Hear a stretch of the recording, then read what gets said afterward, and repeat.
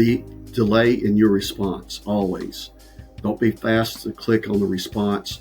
Think about it first. Think about, just first of all, assume it's false.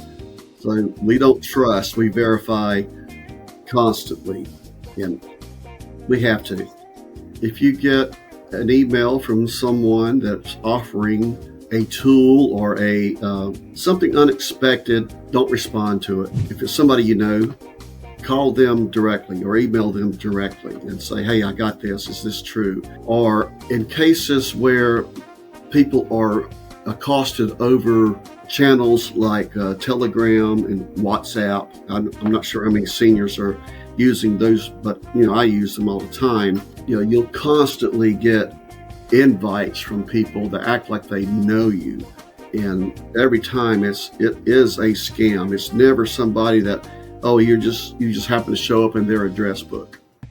And hello, my friends, and welcome on board. My name is Derrick Fennell, and I'm your host on the NexGen Podcast. And you're right on time for takeoff. So take your seats, fasten your seatbelts, and sit back and enjoy the flight on the NexGen Podcast. Welcome on board. And ladies and gentlemen, welcome to NexGen Podcast. I'm your host, Derrick Fennell, and this show is brought to you by Creative Minds AI, powered by NexGen Podcast One. And at Creative Minds AI, powered by NexGen Podcast One, we believe in smarter companies and stronger people. And we stand on this promise. We help businesses scale with AI, and we empower the people who run them. And on this show, we bring you real conversations that help you grow smarter, safer, and stronger without being overwhelmed. And folks, quick favor before we jump in. If you like this episode, take a moment and click like and subscribe so that we can help businesses grow and keep things simple and practical. And that small action helps more businesses and owners find this conversation. So, all right, today I'm joined by Jeffrey Lyon. He's the founder of the CyberWild. Jeffrey came out of Deloitte's risk and financial advisory world and saw a gap that needed to be fixed fast. Small and medium businesses needed the kind of protection big companies get without needing a massive budget or a full internal security team. So Jeffrey, my friend, welcome to NexGen Podcast One, and I'm glad you're here. Well, thank you, Derrick. It's a pleasure to be here, and I really appreciate you inviting me to be on your podcast. It's quite a pleasure. Well, thank you, sir. We're happy to have you. So let's start easy and human, Jeffrey. Before we jump into the business side, why don't you tell us who you are as a person outside of cybersecurity? What made you care enough about this problem and to build something new in 2023? Sure, it's all yours. Well, I can talk about myself all day long. It's my favorite subject. No, I'm kidding. But so I am an engineer by training. I got my undergrad at Clemson University, and I was in computer engineering way back when. And my career has been in technology, in IT. We used to call it MIS back then, but we started it in the 80s with IT, and I eventually gravitated towards cybersecurity starting in the year 2000 when the college I was working for was hit with one of the early worm type viruses called the I Love You virus or the Melissa virus. So that I got some really hands-on experience unexpectedly from that, and it kind of lit spark saying, okay, well, if we're doing this and can get attacked, then the rest of the world can too. And I decided to learn more. Now, I did not go directly into cybersecurity after a while. I mean, working for a small college, I wore many hats, and cyber was just one of them. I could be doing that one day, working on an Exchange server the next day, working on a web server the following day, or teaching a class even. Okay. That's who I am professionally. Okay. Well, I got a question for you. Okay. I got to say that the name CyberWild is a strong name. How did you come up with that? I have a niece that's a marketing genius. Okay. I understand you just sold her company, but she said, that's a great name. Okay. And we were at first thinking of a Wild Wild West theme, like the Cyber Wild West. Okay. I've kind of gravitated away from that as soon as I got my website stood up, and instead of having Western type garb, new sheriff in town type stuff. I mean, I still have a few things out there like that. I decided to go with the two-headed lion model. Okay. Which is protecting from the inside and the outside, if you can think of it like that. Okay. Gotcha. Okay. Well, let's do a little myth busting. So let's gently knock down a myth. A lot of business owners believe we're too small to be a target. So Jeffrey, why do you think that belief is so common when smaller businesses get hit? Common is, and I would say it's kind of a head in the sand type situation. People don't realize the value of their data.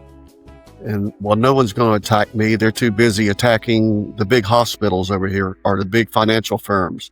But no, the big hospitals and big financial firms have more protection than the little guy. And in many times, the little guy is totally unprotected. The small businesses, the small medical practices, law firms, they know they need it, but they don't have the resources to do it themselves. Okay. And Jeffrey, what are attackers usually after when they target a small business, or what are they going after? Well, that whole world has changed as far as what they're after. I mean, we have different types of threat agents.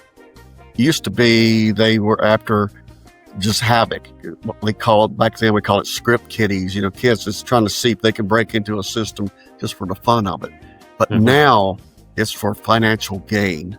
Just about any type of person that's in this type of area is trying to make money off of it. They're going to use tools like ransomware. Would be the most common that you hear now, and probably one of the worst to recover from without proper tools. Okay. So now, if you had to explain this cyber risk like a home security system at your house, locks, alarms, leaving the door open, what's the simplest comparison that you can make to the average individual out there, you know? Well, you may have an antivirus tool. That's like having a lock on the door. But when you leave the key under the doormat, most people know that that's where you're going to leave the key, or in the flower pot next to it. And they're going to find that key and get in. Okay. Now, most people get tricked into letting someone in with their own credentials. So we're not really hacking in as much as we're seeing them just logging in with stolen credentials. And how do they get those credentials? Usually through some type of a phishing attack or social engineering, which is so a phishing attack is a form of social engineering as well. Okay. So real quick now, if you know a business owner who keeps saying we're too small to be a target, can you kind of share an episode that you've come across and it was this kind of simple conversation that can protect someone's peace and their income? Like, what did that conversation look like? You know, just so the average person small business can know, yeah, that's me. Can you give me how a conversation like that could occur? Sure. You know, and that's a good question. And the best way to look at that is a client or a small business owner, let's say a legal firm or accounting firm, or even a small private school. thinks that they can't be attacked and they don't have the resources to do anything, and it's like their approach is hope. We hope we won't get attacked. And just hope and pray that it doesn't happen to us, and when it happens we'll figure it out then, type of thing. And that's just not a good strategy. I'm sure a lot of people won't admit it, but they do use that strategy quite often, and they always put cybersecurity in the back seat as an afterthought instead of having it built into your whole company culture. Okay, so let me ask you this. So Jeffrey, let's share a real life situation. No names needed, just where a small or mid-sized business got hit. Sure. What did it feel like for the owner in real life? And where did it start? Was it an email, a password thing? Somebody did a rush click and hit one of those phishing items that you were just speaking about? What's the most problems? They say most problems don't start loud. They just start normally. So share with us. Sure. I can tell you about an incident I worked on a few years ago at a small nonprofit hospital. I was on my way home from a wonderful music festival in Asheville, North Carolina, and got this phone call on a Sunday afternoon from my client, and he was in panic mode. We just got attacked with ransomware. Our systems are getting encrypted. We don't know what to do. Well, to skip ahead, the next day I was on a plane to their location. And when I got there, I realized there's a lot of reasons that they were easy targets. Number one, they didn't have a DR plan.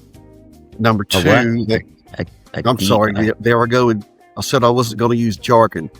DR means disaster recovery plan or incident response plan. Okay. So you think of that as, you try to think of every scenario that could possibly happen, other than an alien invasion or zombie attack, whatever. But you plan that out, like what we would do. Who do we notify first? Who's accountable for what aspect of it? For example, who's accountable for actually doing the work, the recoveries? Who's responsible who's the spokesman who's going to be alerting senior management, the press, stockholders, if you have stockholders? But somebody has to be accountable. Somebody has to be assigned that responsibility. Otherwise, the person trying to do the work is interrupted answering the phone with everyone that wants to know the status of things. Okay. So Jeffrey, what are the top 3 most common ways attackers would get into a small company? What are the easy warning signs owners or teams tend to overlook? Well, the easiest by far, and it's the easiest and most common, are phishing attacks. And I believe everyone in the audience knows what a phishing attack is, but just in case, let's go into that. Yeah. Okay. And it's phishing, and I like to make jokes about it. I even have a song out there on YouTube somewhere about let's go fish, or who's that fishing in your lake? And you're not talking about throwing in a cane pole and coming back with fried flounder, right? So that's the way I fish at fish camp. But anyway, phishing is when you get an email that looks legitimate. It looks like it could be from a friend. It might even be from a company, like it looks like it's coming from UPS.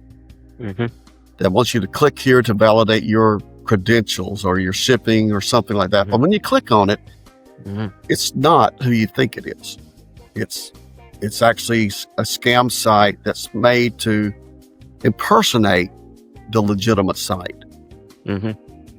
So that's really the biggest risk right there, is people falling for these type of things. And one thing I have that I offer my smaller clients, or any client really, is a simulation that helps train people how to spot these things that are usually it might get undetected.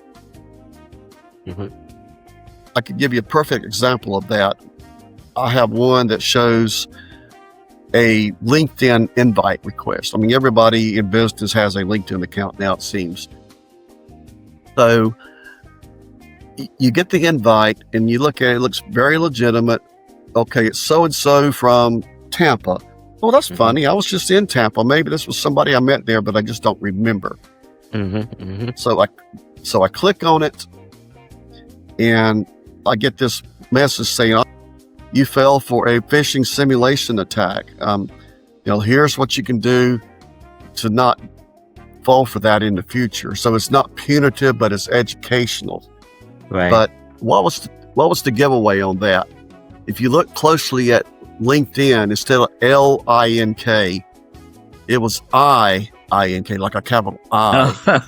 Oh, wow. Yeah. Oh, yeah. And when you're looking at that on a small phone, you can't tell the difference. Yeah. Especially when you getting it in the evening after a long day's work, you click on it, boom.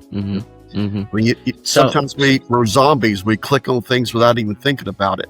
Yeah, the quick finger. So one of the things that I've been telling people to do is like, well, first of all, if it's questionable, if it raises question in your mind, especially seniors, if something comes to you and it just raises an inkling of doubt or question, one of the things that I do is I will copy the email or whatever. I'll copy it and then I paste it into ChatGPT and ask, is this legitimate? Well, you think that's a good idea? That's a great idea. And okay. I use ChatGPT and Perplexity and Claude, several of these LLMs constantly helping me think. You use the acronym. Okay, you got to. Oops. What's that LLM? LLM means, that stands for Large Language Model. Okay. Now that probably doesn't tell you anything more, but let's just say that everything I mentioned there, ChatGPT, Claude, Perplexity, are large language models that they have all of this data that's brought into and aggregated to give you the results that you're asking for. Okay. Well, let me ask you this. What if, everybody has habits and a lot of times those habits can quietly create the biggest risks. Could you give a quick tip or a small win that a person could implement right now to help them be more secure, or a business, or just something small? I would say the delay in your response. Always don't be fast to click on the response. Think about it first. Think about, just first of all, assume it's false. There's a saying that we used to have in cybersecurity: trust but verify, but now it's always verify. Okay.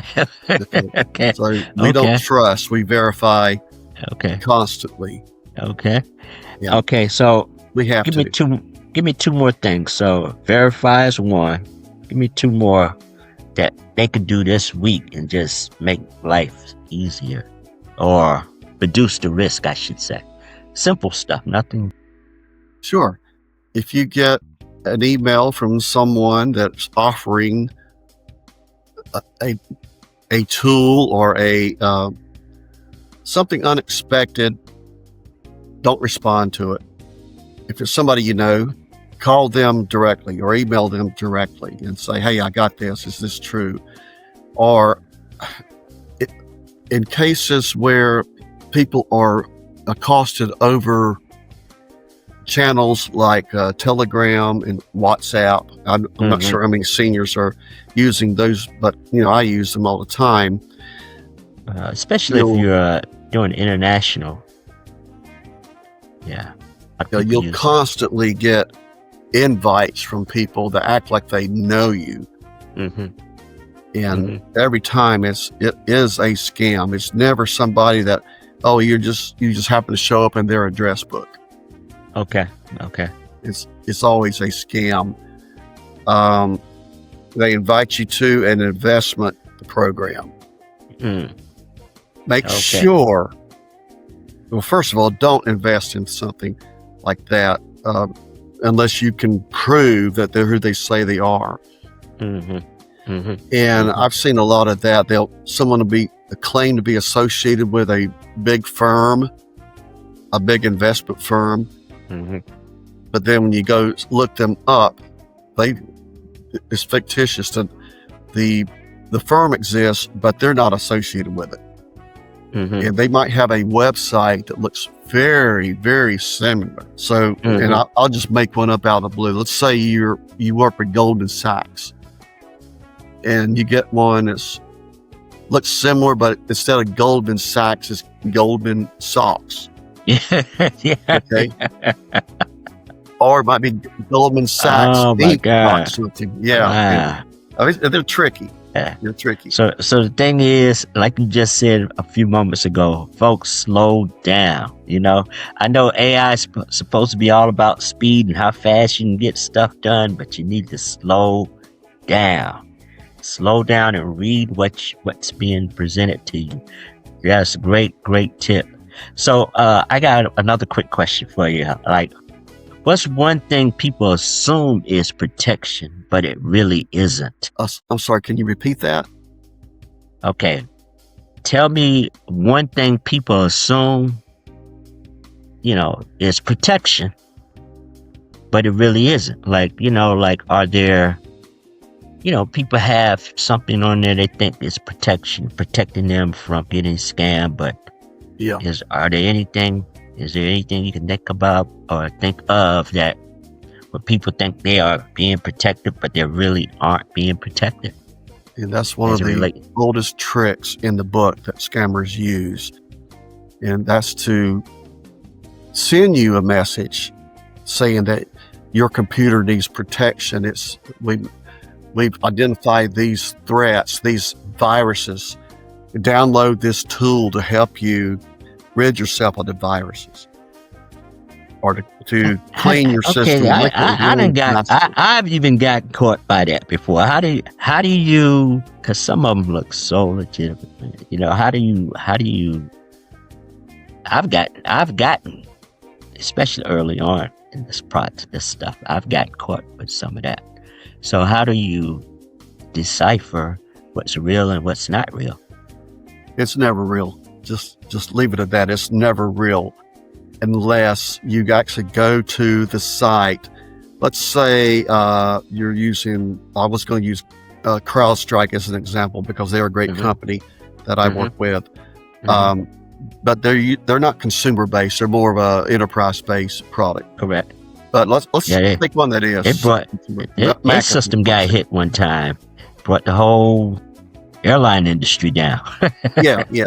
And that was a simple mistake, and I'm sure there will be legal conversations for years going on with that between CrowdStrike and Microsoft. And I really don't want to get into that because we might say something. We'll leave that alone. Yeah. Okay. But bottom line, okay, and I will say this much: Microsoft relied on a third party. The third party made a mistake, and as a result, Microsoft is the one that can look bad because it brought down all their servers, even though they trusted CrowdStrike. The same thing happened with the education system here. I can't remember if it was December of last year or January of this year, but there's a very well-known tool that all school districts in the country just about use. It's called PowerSchool. Great tool. Everyone's used it for years. again, it's a third party, and the schools rely on this third party to always be accurate and always be safe. However, this incident occurred with ransomware, and as a result, they were hacked, and all of these records from all these different school districts, and I don't even remember the numbers now, but millions of students' information is compromised. All because of third party. Wow. So if you could give every team business out there one simple rule to live by, what would it be? One simple rule to live by. Never have cybersecurity as an afterthought. Always plan for it up front. Budget up front. Okay. Because the cost of cybersecurity is very minimum compared to the cost of paying a ransomware attack or paying, let's say, compliance issues that the government would fine you for. HIPAA violations, for example, or can be very expensive per patient. Okay. Now, folks, if this is already helping you think differently, tap like right now. That tells the platform that this kind of practical business conversation should reach more people. So, but this is exactly why I wanted you on the show today, Jeffrey. Now, at Creative Minds AI, powered by NexGen Podcast One, we believe in smarter companies, stronger people, and we guide businesses with this truth. We help businesses scale with AI, and we empower the people who run them. We love growth, but we love confident growth, and even more so, cybersecurity isn't separate from success, as you just said. So you must get, he's right on point with that. So it's part of staying strong while you scale. So Jeffrey, how should business owners connect protection to growth without feeling overwhelmed? I'm sorry, can you repeat that? Okay, yes. How should business owners connect protection to growing their business without feeling overwhelmed? What do they need to do? It needs to be considered as a competitive advantage. Okay. And not just as a tool to use, but use it as a competitive advantage to better market your product, to give your clients assurance that you're doing everything you can, or you're following all the best practices to keep your company and your client's data safe from being exposed to hackers or even the dark web. Okay. And talk about your company a bit, how you can help them with that. Yeah.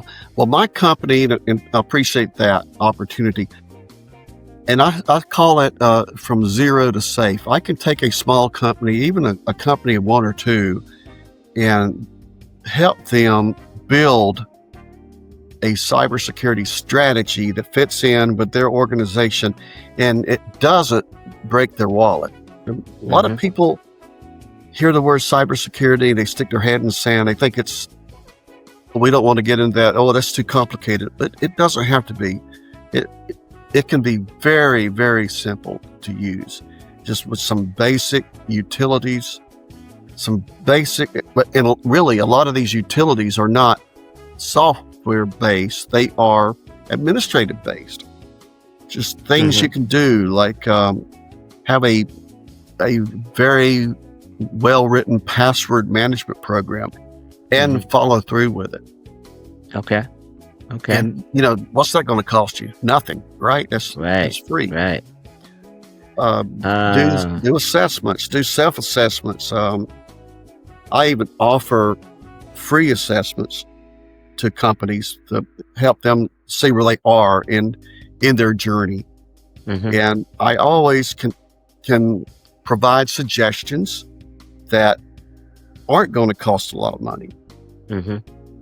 My Cyber Essentials package comes with just basic endpoint protection and response. That's like your antivirus, but it's a newer generation of antivirus. That's tools like CrowdStrike and Bitdefender and Iron Scales. But it starts with those, and they're not that expensive, really.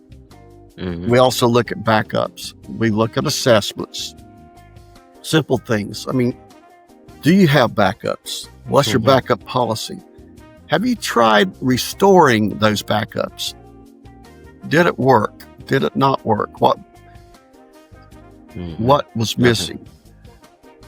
And granted, so many companies are reluctant to try to restore their backups because it could actually overwrite their live data. So a lot of times they need duplicate systems to do that. Well, with the cloud, that's so much simpler now.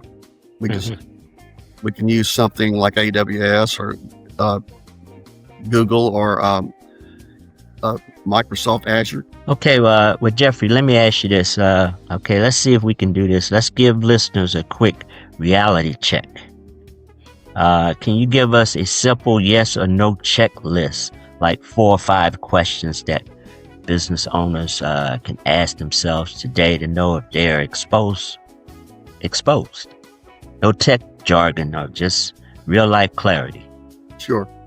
4 or 5 questions. Number that they one, can ask themselves. do you know everyone that has access to your system? Okay. Do you share accounts? Okay. And that could still be one question, one answer. Okay, so that's one. Okay, that's one. Because okay. Who has access? If you share accounts, who knows those passwords? Do you have a policy or a process that offboards people as well as onboards people? So if someone leaves your company, how long does it take before their account is disabled in your system so that they can no longer access any data within your system? All right, that's 2 things, right? Yeah, that's 2. That's 2. Gosh, I could tell you many more, but I'm slow to think of. No, that's okay. Yeah, that's okay. That's an age thing, right? Yeah. Hey, I'm right there with you, sir. I'll tell you, I'm right. Hey, we don't have this for nothing. Yeah, and we've already talked about backups, but let me say it again: backups. Okay. And that's number 3. What about backups? What about verification?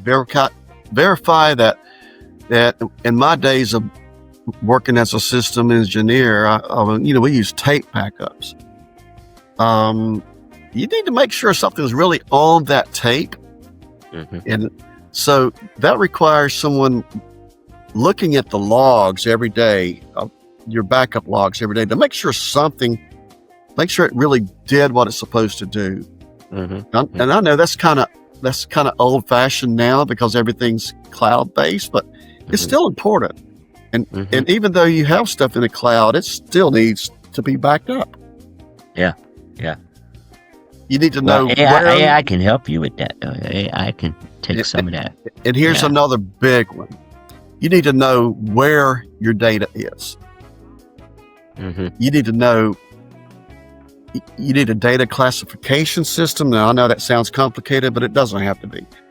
So if you have confidential data, if you have healthcare information, you want to make sure that access to it is protected and monitored.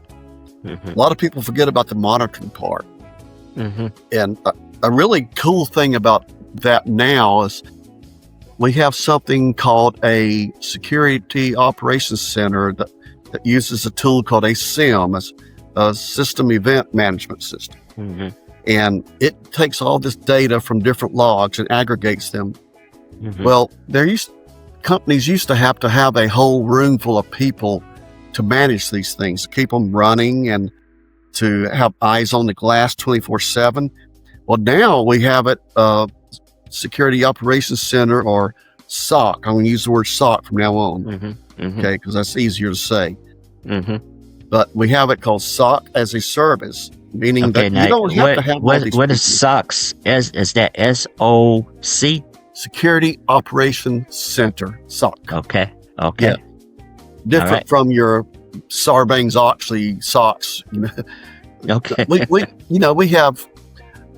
We have too many acronyms, and I try not to use them. But when you say a one-syllable word SOC as opposed to Security Operations Center, it's just easier.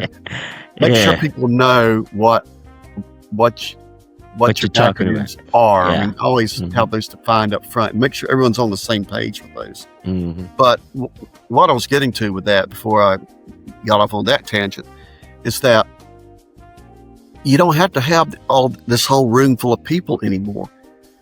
A company of one or two, a mom and pop type operation, can now have their own security operations center. That's something I provide. Mm-hmm. It's that we take their information and it's filtered through a system, and it's actually humans looking at the data at our security operations center.